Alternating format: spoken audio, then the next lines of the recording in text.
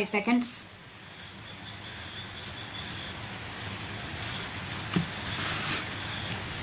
Tomorrow, we will celebrate the Republic Day. On this auspicious occasion, I am happy to greet you all, my fellow citizens, at home and abroad, and convey to you my good wishes. This is no doubt a joyous occasion, and we celebrate it with all enthusiasm. But this is also an occasion for calm introspection about where we stand and in what direction we are going. A few years back, our country was suffering from a deficit in food grains, and some people abroad had written us off as a country which could not be saved. In their view, our agriculture had no future and we would be exposed to recurring famines.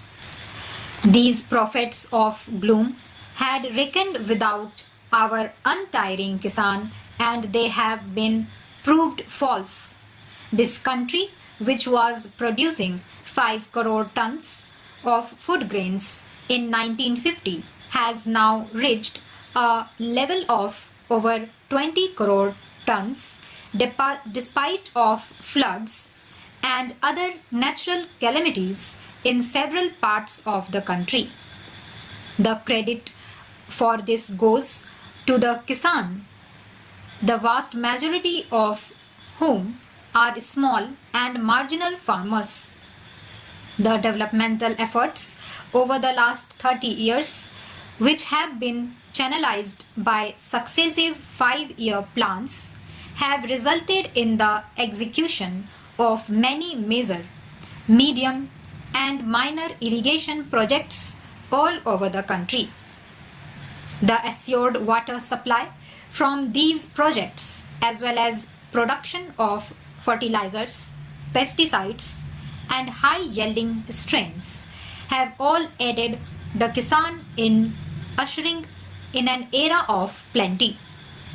Because of the record output of food grains and industrial raw materials, we have been able to achieve a measure of price stability and contain inflation.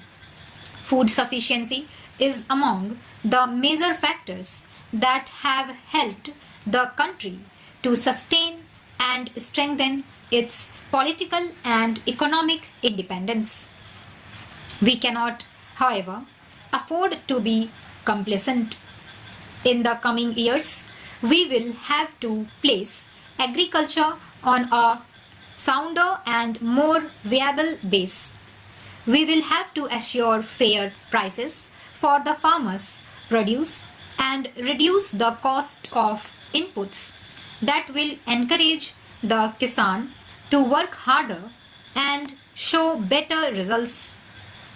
There has to be an intensive study of the agroecology of every area, and we must build up self-reliance of each area in order to ensure the full development of its potential.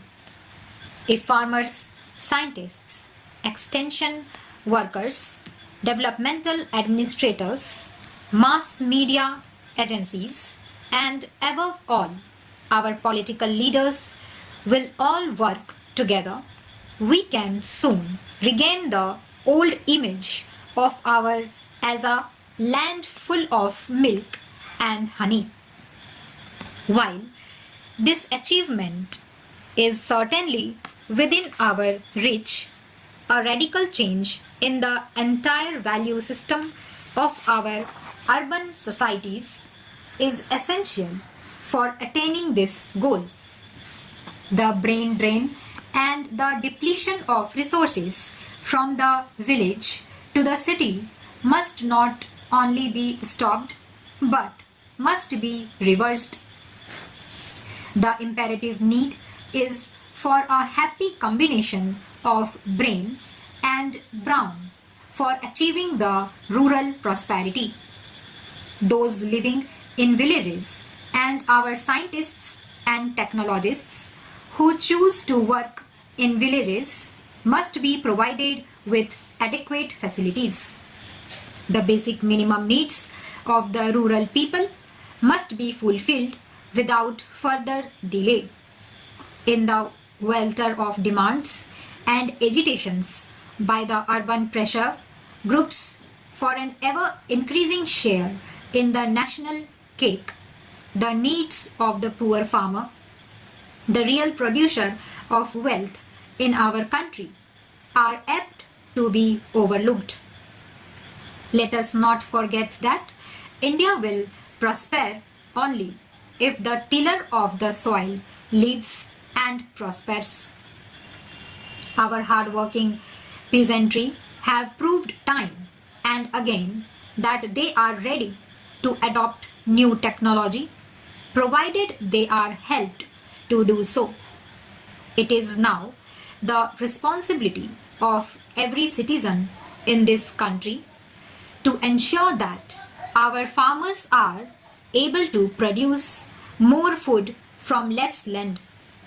This presupposes considerable attention in safeguarding our basic agricultural assets like soil, water, flora and fauna, so that productivity can be improved without harming the long-term production potential of soil and water.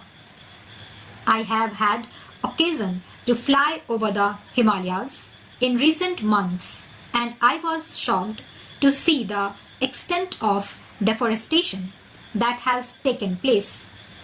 What was once all greenery has been reduced to barren rocks, such denudation that the resultant soil erosion pose a grave danger to our future. Floods and droughts are caused by thoughtless destruction of forests.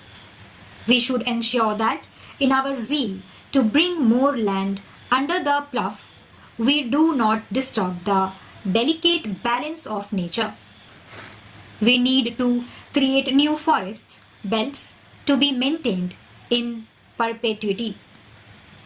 I am happy that the state governments are now imposing restrictions on the felling of trees and preventing further denudation of forest areas. But this is largely a matter for community involvement and initiative, and I hope our people, particularly in the rural areas, will take up this work in right earnest. If today many people still go without enough food, it is not because of lack of food, but rather because of lack of purchasing power. Hence, our agricultural plans will have to aim at generating more and more employment in the rural areas, in addition to providing food for our growing population. Stop. एक word मैंने गलत pronunciate कर दिया, वो denudation था, डिनंडेशन नहीं. Okay, आप correct कर लेना. Thank you.